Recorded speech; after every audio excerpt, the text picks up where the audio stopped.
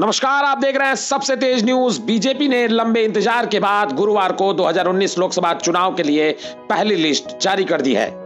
इस बार भी PM Narendra Modi Varanasi Lok Sabha seat से चुनाव लड़ेंगे।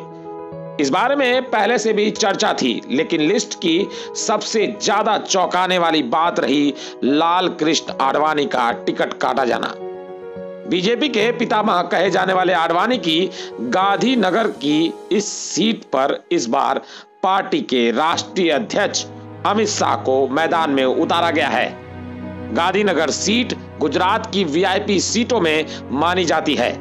इसका कारण एक यह भी है कि गांधीनगर गुजरात की राजधानी है।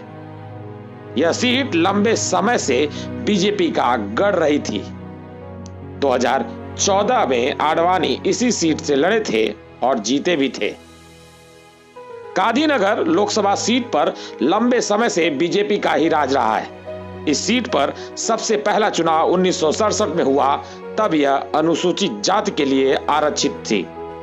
पहले चुनाव में कांग्रेस के टिकट पर एम सोलंकी ने इस सीट पर चुनाव जीता था। अगला चुनाव 1971 में हुआ और इस बार भी सोलंकी ही जीते।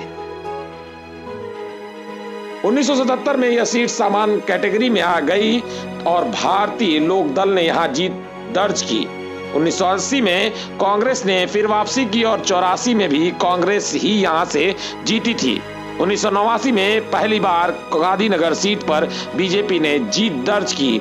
तब से अब तक लगातार यहां भगवा झंडा ही लहराया।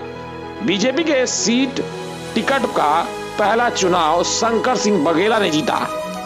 इसके बाद लाल कृष्ण आडवाणी ने 1991 में गांधीनगर से चुनाव लड़ा और जीत गए। 1996 के उपचुनाव में हरीशचंद्र पटेल गांधीनगर से चुनाव लड़े और जीते। 96 के आम चुनाव में अटल बिहारी वाजपेयी ने यहां से चुनाव लड़ा और जीता।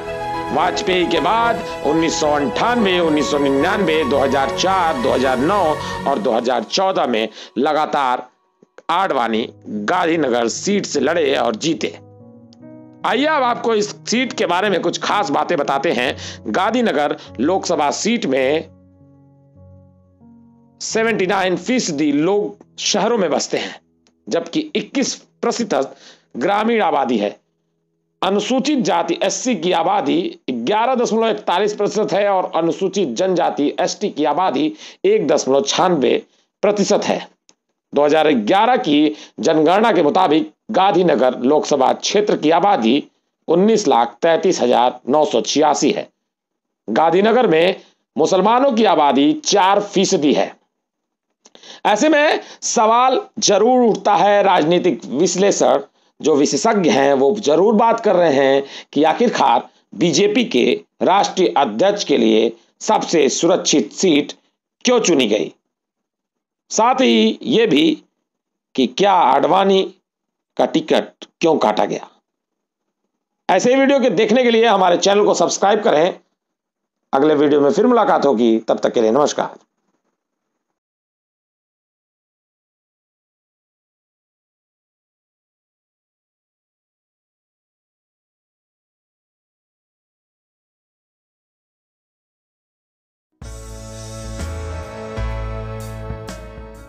अगर आपको हमारा वीडियो अच्छा लगा तो लाइक करें, शेयर करें, साथ ही हमारे YouTube चैनल को सब्सक्राइब करना ना भूलें।